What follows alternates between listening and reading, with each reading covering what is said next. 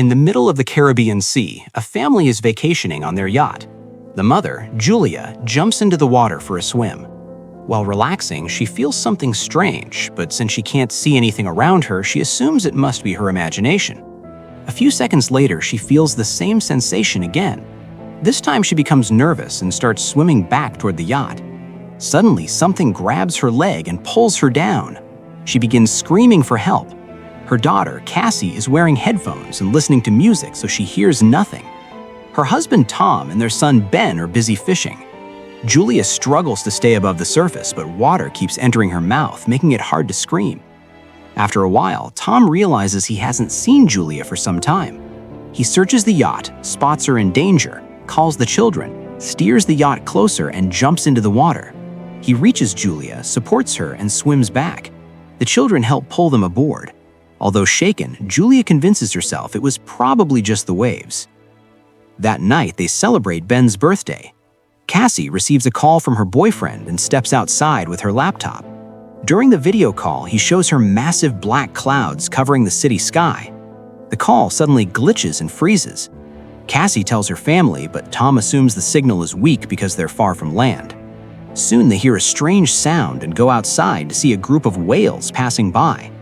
Tom explains that whales follow the Earth's magnetic field, but storms can confuse them. Suddenly, the yacht shakes violently and Ben falls. Worried about damage, Tom dives underwater to inspect it. When he returns, he has a deep wound on his shoulder. Julia stitches it immediately. Tom says it felt like a massive creature was behind him, but when he turned, he was cut by the propeller. Whatever it was, he insists, felt enormous. The yacht is badly damaged, so they try calling for help. Julia repeatedly attempts the radio, and Cassie searches for phone signal, but nothing works. Cassie briefly screams after seeing something strange, only to realize it's Ben joking with a mask. Soon the yacht completely shuts down, leaving them stranded in the middle of the sea. Julia hears a distorted voice on the radio but can't understand it. Tom informs the family they have only 4 days of food and water and must wait for a fishing boat. Suddenly, the radar detects something and they hear an eerie sound. They rush outside and watch in shock as fiery objects fall from the sky. Massive explosions follow wherever they land. One crashes into the water near them. Tom tries to start the yacht. The engine barely works before another object hits nearby. They cling to each other in fear. Tom realizes the fireballs are not meteors, but satellites. Smoke begins rising from the yacht, and the engine fails completely. Strong winds pick up, and the compass spins wildly. Power goes out, then returns briefly. Julia's nose starts bleeding, Cassie vomits, and a high-pitched noise fills the air. The storm intensifies. A hatch flies open, windows shatter, and Tom fires a flare before darkness takes over. The next morning, they wake in shock to find they survived, but the yacht is half destroyed and the ocean has vanished. Their yacht now sits stranded on dry land. The network is completely down. Tom checks the compass and realizes the magnetic poles have reversed, something that last happened 700,000 years ago. Through the radio, they connect with a submarine captain named Now, whose submarine is also stranded on land. He confirms the pole reversal caused the ocean to retreat and warns that it will return violently within a week. He advises them to reach high ground and gives his coordinates, saying his submarine has space for only 3 people. Tom calculates it will take 2 to 3 days to reach him. The next morning, as they prepare to leave, a limping stranger with a harpoon and a barking dog approaches. Tom offers him water, but the man suddenly attacks, smashing a bottle over Tom's head and fatally stabbing him with the harpoon. Julia runs, but the stranger wounds her as well. She locks herself and the children inside the yacht.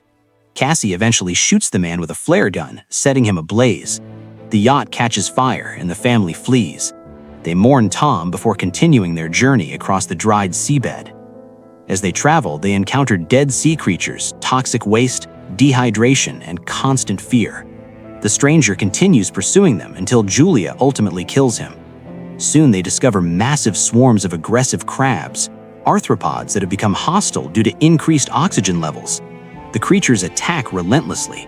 They briefly find shelter in a crashed plane and later in containers on a cargo ship, but the crabs overwhelm the remaining crew members. Julia is injured yet continues forward. They regain contact with Captain Now, who warns that the sea will return sooner than expected. After a long journey, they finally reach the submarine, but Now is dying and tells them they can take it. A rock slide separates Julia from her children, forcing an emotional goodbye, but they reunite just as a swarm of crabs approaches.